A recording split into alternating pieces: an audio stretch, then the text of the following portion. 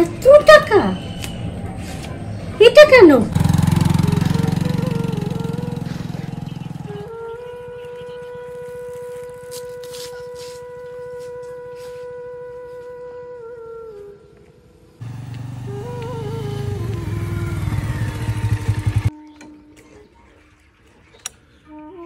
Shibnath sir মনে হলো।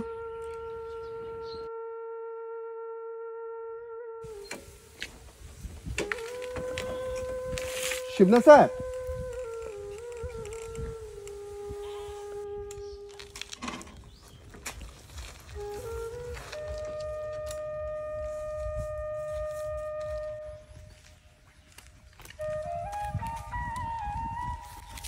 Sir আমাকে চিনলেন? আমি গৌতম। গৌতম? গৌতম? হ্যাঁ স্যার, ওই যে লাল স্কুল, ওই লাল স্কুলের। ও, ওই ওই যে নরেন্দ্র দে সরকারের ছেলে গৌতম? হ্যাঁ স্যার, হ্যাঁ। অনেক বছর পর তোমায় দেখলাম। তো তুমি এখন কোথায় থাকো, কি করো? আমি খুব ভালো আছি স্যার। বাহ, বেশ বেশ। স্যার এখন আমি আমেরিকাতে আছি। আমেরিকা গভর্নমেন্টের আন্ডারে একটা ছোটখাটো চাকরি করছি। ওরে বাপরে, এ তো বিশাল ব্যাপার।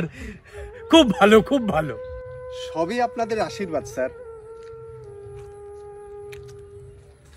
কিন্তু স্যার আপনি এইদিকে কোথায় যাচ্ছেন? আপনার বাড়ি তো স্যার। গৌতম, বাড়ি আমার এখন এই দিকটাতেই। ওই সামনের মোড়টাতে গিয়ে জিজ্ঞেস করলে দেখিয়ে দেবে। কিন্তু স্যার আপনার ওই বড় রাস্তার ধারে দোতলা বাড়িটা? ওটা বিক্রি করে দিয়েছি। কিন্তু আপনার মতো আদর্শ শিক্ষকের। আদর্শ আর কোথায় হতে পারলাম গৌতম? কি যে পাপ করেছিলাম সে তো ঈশ্বরই জানেন।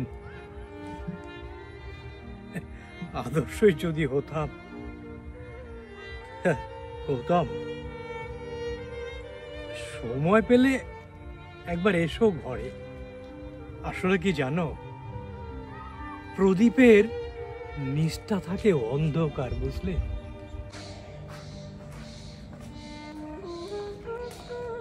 ম্যাডাম আছেন? ম্যাডাম?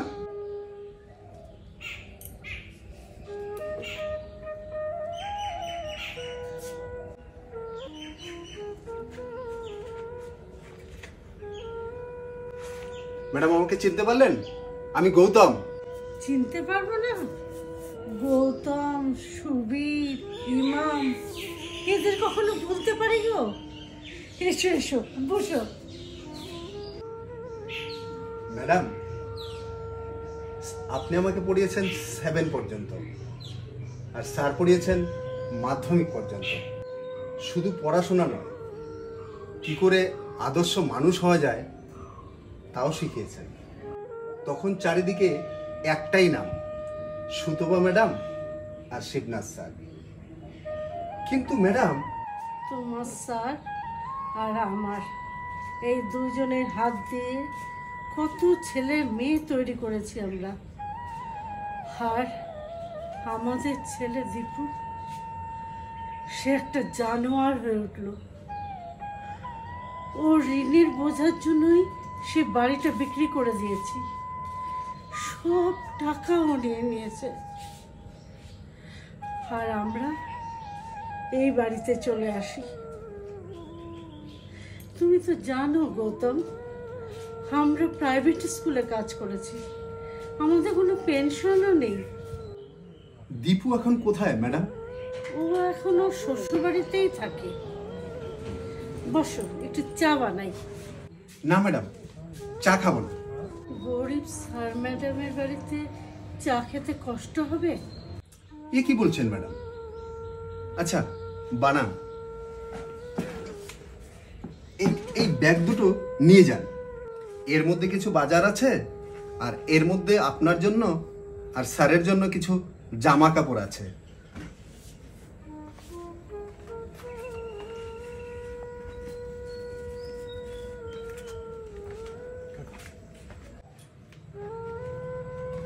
আর এটা ধরেন।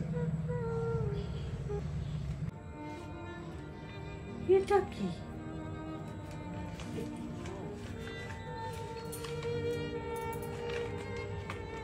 এত টাকা? এটা কেন? ছাত্র ছিলাম, ছেলে কি হতে পারি না? স্যারের মোবাইলটাতে ফোনপে অ্যাক্টিভ করে দিয়ে যাব। আমি যখন আমেরিকায় চলে যাব তখন ওখান থেকে প্রতি মাসে আমি যা পাঠাবো তাতে আপনাদের চলে যাবে। স্যারকে বলবেন এখন থেকে আর টিউশন করতে হবে না। গৌতম, এটা করো না, এটা হয় না। এটা যে আমাদের আদর্শে নেই। প্লিজ ম্যাডাম, আমার এই রিকোয়েস্টটা রাখুন। একজন আদর্শ শিক্ষক শিক্ষিকার প্রতি এই শিক্ষক দিবসে আমার তরফ থেকে ক্ষুদ্র উপহার। যতদিন এই পৃথিবীতে আপনারা রয়েছেন ততদিন আপনাদের প্রতি আমাকে কর্তব্য করার অনুমতি দিন।